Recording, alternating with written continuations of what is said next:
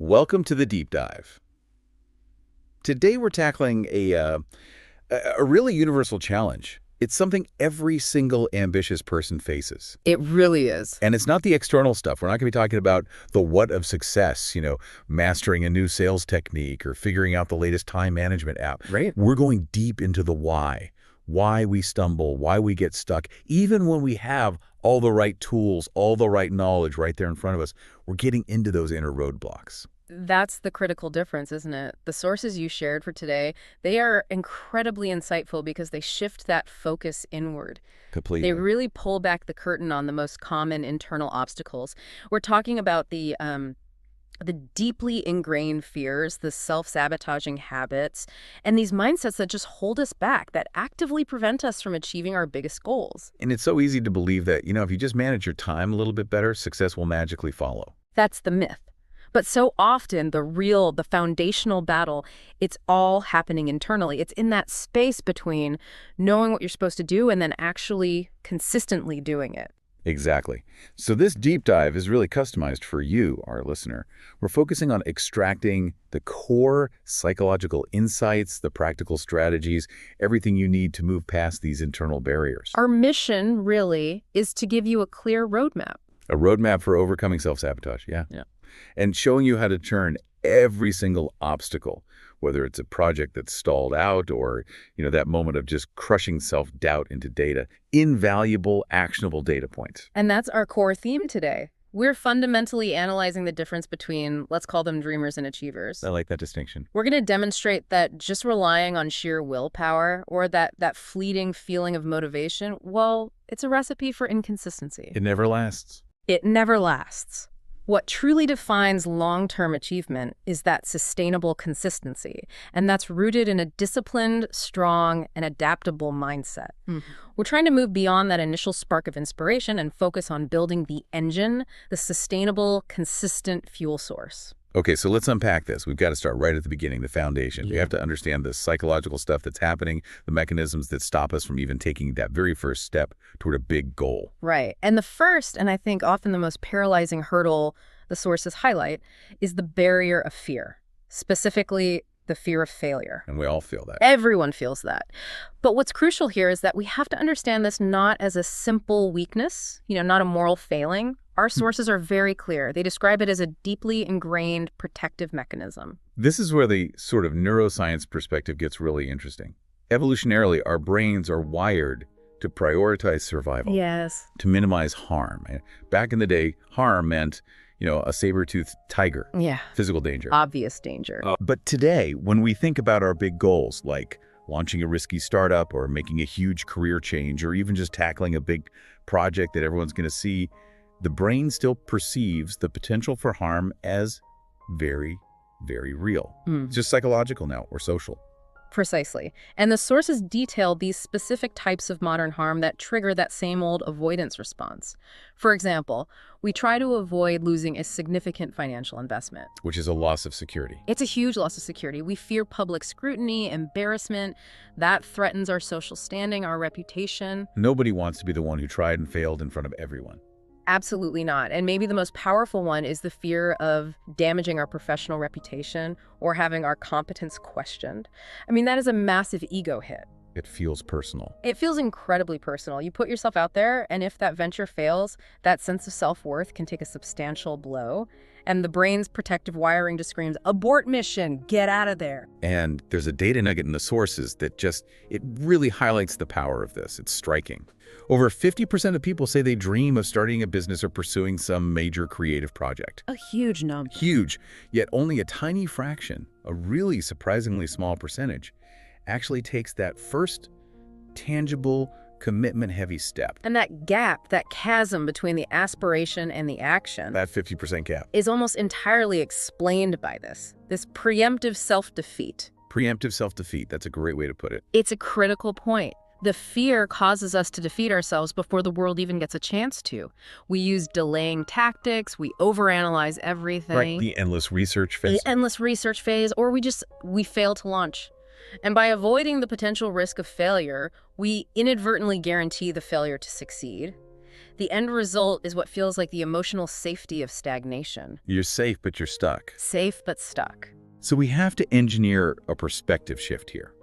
If this fear is the engine that's stalling our progress, how do we start seeing failure not as this huge psychological threat, but as, I don't know, an indispensable part of the process? The sources all point to an intellectual reframing. You have to actively redefine what failure means to you. Okay. So instead of seeing it as this definitive, fatal flaw like a judgment on your character or your competence, you have to start viewing it as an indispensable part of the process and, crucially, as information gathering. Information gathering, I like that. Every misstep is now a data point. It's just information that informs and improves your next attempt. This is the hallmark of that growth mindset in action.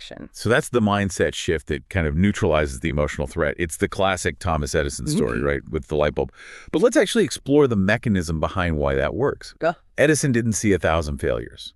He saw 1,000 materials or methods that just clarified the path forward. He was narrowing it down. He was just gathering 1,000 pieces of information, telling him precisely what not to do. And that emotional distance from the outcome, that's what allows for that persistent, rational iteration. You're not failing, you're learning. Exactly. The difference is the emotional load. A dreamer will say, I failed, therefore I am inadequate. Right. It's an identity thing. It is. Right. Whereas the achiever says, the process failed in this specific way, which means I now know I need to adjust variable X. This detachment from the outcome allows them to use the resources they already have, their intelligence, their effort, so much more effectively. Okay, so let's say we've managed that initial fear. We're ready to start. The next major roadblock the sources bring up is a fundamental lack of clarity. Yes. We have the desire, we have the dream, but our goals are just too vague. They're wishes, they're not instructions. Correct. These general aspirations, I want to be more successful, or I need to increase my passive income, or I want to get in shape, they lack the necessary definition required to actually fuel consistent action. They sound good, but you can't do them. You can't. They're mentally exhausting because your brain is constantly trying to solve this undefined problem. I mean, how do you start running toward a target you can't even see? So the sources, they're pretty much all in agreement on the solution here. It's about implementing structure. And it's a tool many of us have heard of, but maybe don't apply correctly. The SMART framework. The SMART framework: specific, measurable, achievable, relevant, and time-bound. This whole framework forces you to define, to track, and to make your goal actionable. It turns that vague wish into a concrete, executable plan. And let's spend some real time on this, because just reciting the acronym, that isn't enough. The power is all in the application. Right. So let's take that common vague goal. I want to improve my finances. Okay, so how do we transform that using the framework? We apply the criteria step by step. First, specific. What exactly do you want to do? Not just improve finances, but maybe pay down my high-interest credit card debt or increase my retirement savings. Be precise. Okay, that's clearer already. Then, measurable. By how much? What's the metric? How will you know without a doubt that you've succeeded? So not just pay down debt, but pay down $5,000 of debt. Exactly. Then achievable. Now this one is critical and people often miss it. Is the goal realistically within your power? A common flaw is setting goals based on, external pressure, what your friends are doing, instead of your own internal capacity. That just leads to immediate burnout. Right. If you currently save $100 a month, a goal to save $10,000 next month is just demotivating. It feels impossible from the start. It guarantees failure. Next is relevant. Does this goal actually align with your bigger life trajectory? Maybe you're focused on saving money when your real core issue is, say, time management. Is this the right target for right now? And finally, time-bound. The deadline. When exactly will you achieve this? That deadline creates the necessary urgency and accountability. Without it, someday becomes never. Okay, so if we apply all those filters to that vague goal, I want to improve my finances, the transformation is pretty striking. It really is. It becomes something like, I will pay off $5,000 of high-interest credit card debt within the next 12 months by allocating $420 per month from my current income, stopping all non-essential purchases, and eliminating that $75 monthly subscription to the premium meal kit service. See, notice the instruction manual that's embedded in that new goal. It's all there. It's specific, the $5,000. It's measurable, you can track the monthly payments. It's achievable, assuming that calculation is realistic through the income. It's relevant because it reduces a high-interest burden. and it's time-bound, 12 months. The difference is that the goal now gives you immediate, clear instructions on what to do next. But what about maintaining motivation? I mean, what does the research say about keeping it going 6 months into that 12-month plan when that initial excitement is totally worn off?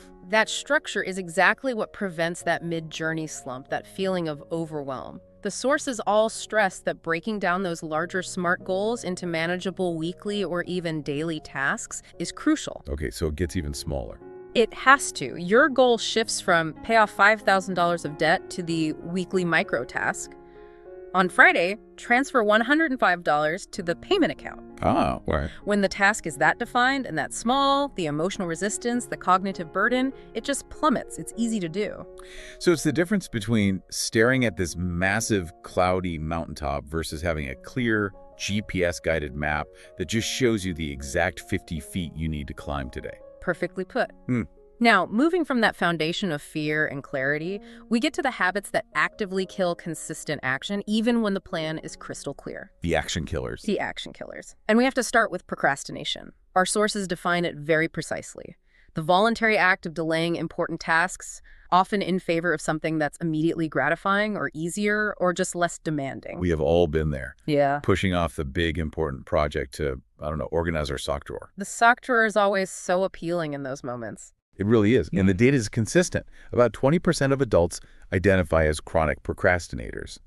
But this is where the sources offer that crucial, fascinating, deeper analysis. Procrastination is not just laziness. It's not just poor time management. That is the pivotal insight. Procrastination is not a moral failing. It is a profound problem of emotional regulation. Emotional regulation. It's a sophisticated coping mechanism. It's a way of avoiding the negative feelings that are associated with the task itself. So what are these specific negative emotions that we're trying to avoid? Well, they include the overwhelming feeling of the task's size or boredom with repetitive steps, the stress of a tight deadline, or, and this loops right back to our first section, the fear of a negative self-assessment, the fear of failure. Right. So when your brain anticipates those negative feelings, the limbic system or emotional control center, it just takes over. It opts for immediate emotional relief. The quick dopamine hit. The quick dopamine hit from social media, a snack, an easy task, whatever. It chooses that over facing the discomfort of the difficult, high-value task, which is controlled by the prefrontal cortex. So you feel that dread, that resistance, and you think, I'll just check my email for 5 minutes to feel better. And that provides that little hit of temporary relief, and you're essentially just kicking the emotional can down the road. But this avoidance, it creates a vicious, self-reinforcing cycle. That temporary relief is so quickly and so brutally replaced by increased stress, anxiety, and this deep-seated guilt as the deadline gets closer. It's the classic student cramming for an exam. Exactly. That painful experience where avoidance leads to poorer performance, increased mental fatigue, and then a stronger desire to avoid that same task next time. You're solidifying the bad habit. Okay, so if we understand that we're just seeking emotional relief, how do we break that psychological cycle? The sources offered 3 fantastic evidence-based strategies. Okay, first, you have to identify your triggers. You have to know your personal patterns of delay. Know thyself. Know thyself, applied to productivity. Is it the moment you sit down at your desk?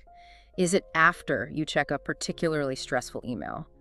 Knowing what immediately precedes that urge to procrastinate allows you to intervene before the cycle even starts. That's powerful. What's second? Second, we integrate the 2-minute rule, which was popularized by the author James Clear. The rule is simple. If a task can be done in under 2 minutes, do it immediately. Like sending that one urgent email or washing that one dish in the sink. Or scheduling that quick follow-up call. The psychological power here is immense. It just cuts through that emotional barrier and builds instant momentum. It proves to your brain that the action is often way less painful than the avoidance was. It gets you moving. And the third one? And third, for those bigger, more overwhelming tasks, the metaphorical 50-page business plan, we follow the advice of breaking it down. Chunking it. Exactly. The goal is to reduce the initial cognitive load. So instead of tackle the business plan, your goal is just write the objective statement, or even just outline the introduction header. Start with the easiest, smallest component to overcome that initial paralyzing hurdle. This sounds a lot like some of the classic time management techniques, like Eat the Frog, where you tackle your most dreaded task first thing in the morning. It's the same principle. You're using your peak decision-making reserves, your willpower, on the thing that needs it most. The ability to break down these tasks is what transforms a perceived elephant into manageable bites, and that makes sustained effort possible even when motivation is completely absent. Okay, so now we have to pivot. We have to talk about procrastination's sophisticated, often admired cousin, perfectionism. Ah, yes, the virtuous roadblock. Right. It's so often seen as a virtue, a sign of high standards. But our sources describe it as a double-edged sword that absolutely kills action. I see the trap.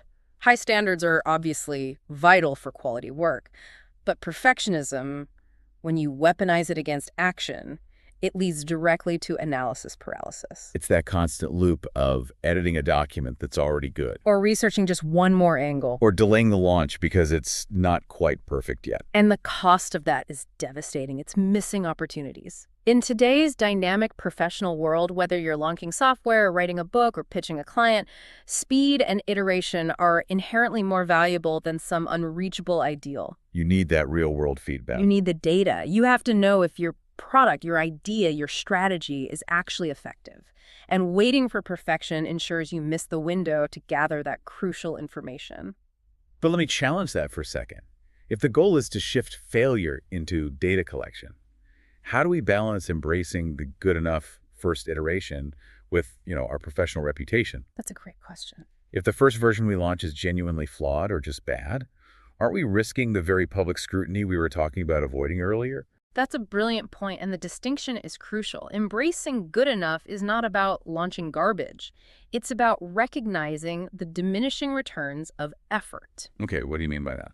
The time and energy it takes to get from an 80% solution to a 100% solution is often the same amount of time it took you to get from 0 to 80. Wow, okay. An achiever realizes that the cost of delay, missing the market opportunity, failing to get that early feedback, is almost always higher than the cost of launching a slightly imperfect 80% finished product. So the key insight is that real-world feedback is the only way to get to true perfection. And you can only get that feedback by actually launching something. Absolutely. There's a powerful quote from Reid Hoffman, the LinkedIn co-founder, that just summarizes this so brilliantly. He said, "If you're not embarrassed by the first version of your product, you've launched too late." That's a great quote. It encourages that commitment to progress over some imaginary, debilitating ideal of perfection. Launching and iterating minimizes your risk far more effectively than delaying and hoarding the project. Okay, so if fear, procrastination, and perfectionism are the roadblocks that stop or stall our momentum, then what are the fuels? Discipline and continuous learning. These are the sustainable fuels that ensure achievement over the long haul. And let's start with that central conflict: motivation versus discipline. This feels like the most fundamental distinction the sources draw between the dreamers and the achievers. It is. Motivation is the initial spark. It's an emotion. And like all emotions, it's fickle, it's transient, and it's utterly unsustainable as a long-term fuel source. It relies on your emotional state. You only act when you feel inspired or energized or happy. But the reality is, most high-value, complex work is, frankly, boring or uncomfortable most of the time. Exactly. Self-discipline, on the other hand, is about consistent effort despite your emotional state. It's the commitment to doing the required tasks, rain or shine, tired or energized. It's the strength of your prefrontal cortex overriding your limbic system's immediate desire for comfort. And that defines the achiever mindset. The dreamer relies on that initial emotional hit, but stops when the spark fades. The achiever, they recognize that success is just about showing up consistently. They rely on routine and commitment, not inspiration. And we see this principle in action all the time with high performers. Look at the inspiring examples you brought up. Serena Williams. Her success wasn't built on finding inspiration every single morning. No. It was built on her consistent training regimen, showing up for practice even in the off-season when there was no immediate competitive pressure.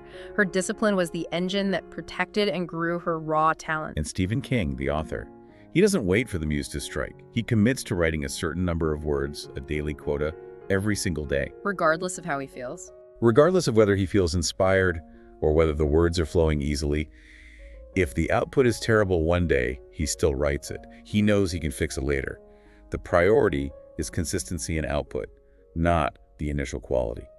So the key then is cultivating this discipline, and the sources give us some excellent, highly practical tools for this. It goes beyond just try harder. We should really talk about using implementation intentions. Okay, what exactly are implementation intentions? They are basically preset mental contracts. They follow the structure. If situation X occurs, then I will perform action Y. So it's a pre-made decision. It's a pre-made decision. This simple structure automates your behavior, and it bypasses the need for that moment-to-moment decision-making, which is exactly where motivation fails us. So instead of the vague thought, I should probably write today, which requires willpower, Which is so easy to ignore. you pre-program the action. Precisely. For example, if I finish my morning coffee, that's X, then I will immediately open the project document and write for 30 minutes, that's Y. Or if I arrive home from work X, then I will change into my exercise clothes immediately. Y. So you're linking the new desired action to an existing predictable trigger. You are, and by doing that, you put your productivity on autopilot, you free up all this valuable mental energy that would otherwise be wasted just deciding whether or not to do the work. Discipline becomes an automated habit. That makes perfect sense. Discipline is just the habit of showing up, when we can actually engineer those habits by using these clear triggers. Right.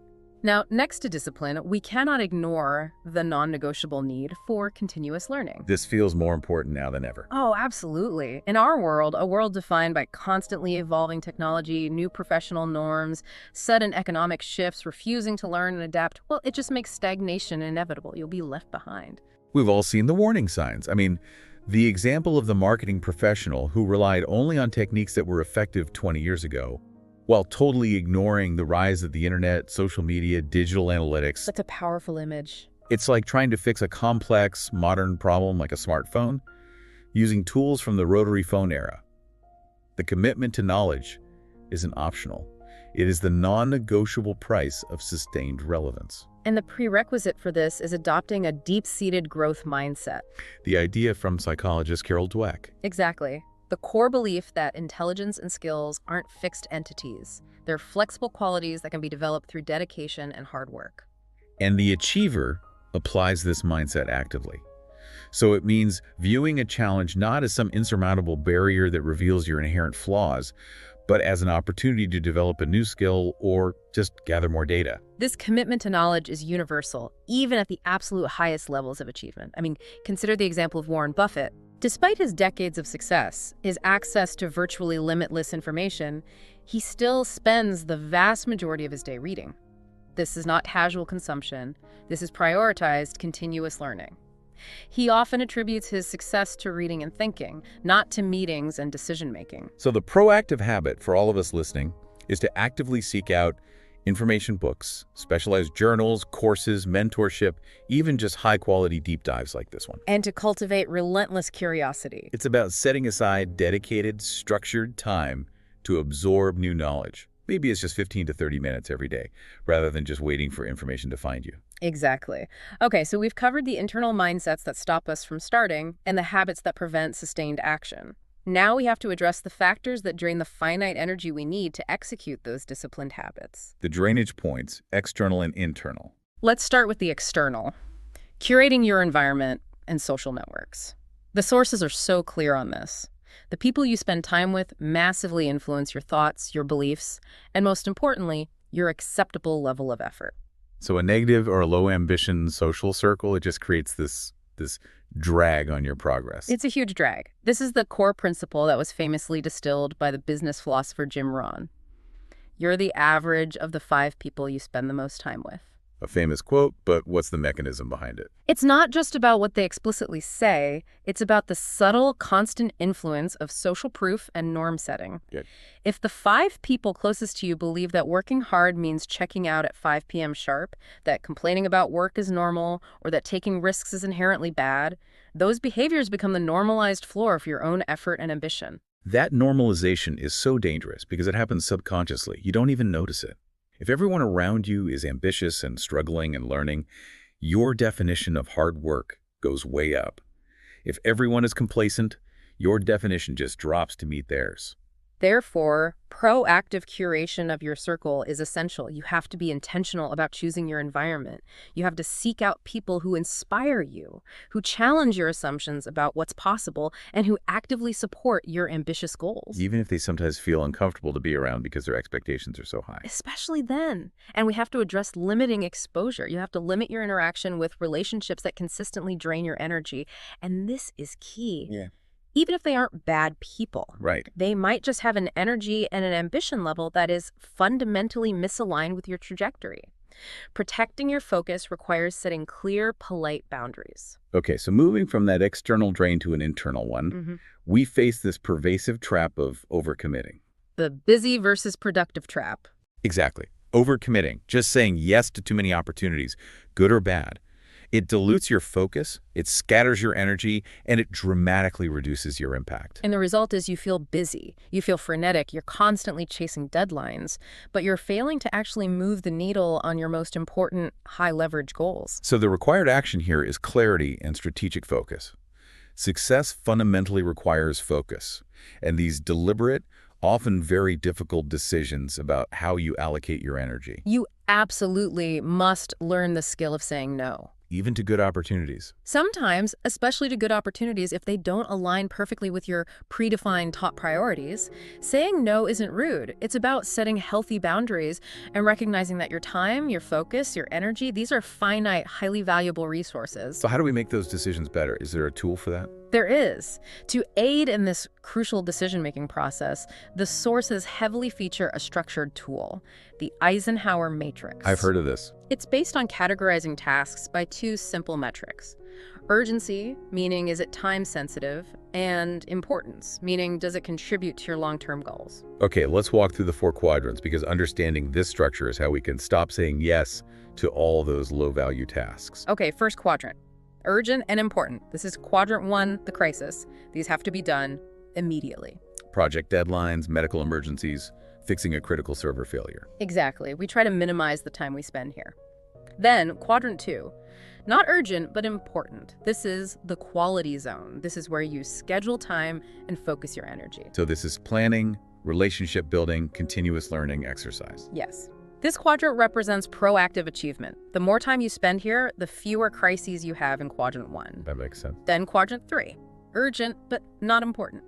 This is the illusion of productivity. These should be delegated. Like answering most emails, handling minor interruptions, attending meetings without clear objectives. Exactly. These tasks feel urgent because someone else makes them so, but they do not drive your core goals forward. This is the big time waster trap. And the last one. Quadrant 4. Not urgent and not important. The waste. These should be deleted. Mindless scrolling, excessive TV, any task that provides zero value. The clarity that structure provides is what allows for what you call strategic subtraction. We have to protect that quadrant 2 times fiercely. We do. And we see this focus by subtraction masterfully in the example of Steve Jobs when he returned to Apple. He radically simplified the product line. He didn't ask, what can we do? He asked what they should stop doing. He asked what 10 things are draining our energy that we must stop doing so we can focus on the 2 things we must do perfectly. And the practical application for you listening is this. Clarify your top priorities based on your SMART goals. Use that clarity as a filter to easily and politely decline requests that don't align with your core goals. Protect your energy for high-impact work. And finally, we have to address the most fundamental and the most often ignored drainage point, ignoring your health. The all-nighter mentality. Exactly. This short-sighted, unsustainable strategy of sacrificing essential things like sleep, good nutrition, and exercise for some perceived short-term productivity boost. But it's entirely self-defeating. It's completely unsustainable. And the sources emphasize this isn't just about feeling tired. This is a direct cognitive detriment. Stress and sleep deprivation directly attack the prefrontal cortex, which governs all your executive functions. Like complex decision-making, planning, attention, emotional regulation. All of it. So when we run on 4 hours of sleep or we're under chronic stress, what's actually happening chemically in our brains? Well, chronic stress elevates your cortisol levels, and that impairs memory and concentration. Sleep deprivation just dramatically reduces your mental capacity. It makes you prone to cognitive errors, to emotional overreactions. So you lose your creativity. You lose creativity, and you impair your decision-making ability. You are literally trying to run a highly complex mental marathon on an empty, damaged tank. The quality of the work you produce in those states is dramatically lower, and it often requires more time later just to fix the mistakes you made. The emphasis is clear. Good sleep hygiene, consistent routines for sleeping and waking up, mindful management of stress through exercise or meditation. These aren't luxuries. They're not rewards. They are the absolute foundation of effective, sustainable achievement. When you take care of your physical well-being, you are naturally more equipped to manage your time, to regulate your emotions, and to sustain the focus required to achieve your goals. So we've completed our deep dive today. We've mapped out the biggest internal obstacles that stand between you and your highest potential. We've covered the fear that stops you from even starting, the vague goals that fail to give you instructions, The procrastination rooted in that emotional avoidance, and the perfectionism that stops you from ever finishing. and we looked at the external and internal drains, the ones caused by uncurated social networks, by inefficient overcommitment, and by neglecting that core cognitive foundation of good health. And remember the core lessons here. Self-discipline, which is built through automated habits and those implementation intentions, that's the sustainable fuel. It's not fleeting motivation. Continuous learning is the constant upgrade that keeps you relevant and adaptable. The journey to achievement is ongoing. It is. And the mastery of these inner roadblocks, the psychological tools, not just the external time hacks, that is what separates the consistent achievers from the aspirational dreamers. You now have the refined psychological frameworks and the practical strategies to navigate this journey with much greater intention. So here is your final provocative thought to take with you. If we accept the research that shows procrastination is fundamentally an emotional choice, one designed to avoid discomfort, what is one specific negative emotion? Is it the fear of scrutiny, the feeling of being overwhelmed, or just the sheer boredom of a specific task that you consistently try to escape? And knowing this, what is one small 2-minute task you can execute today to face that emotion directly, to consciously choose action over avoidance, and begin the hard work of turning that avoidance habit into an action habit?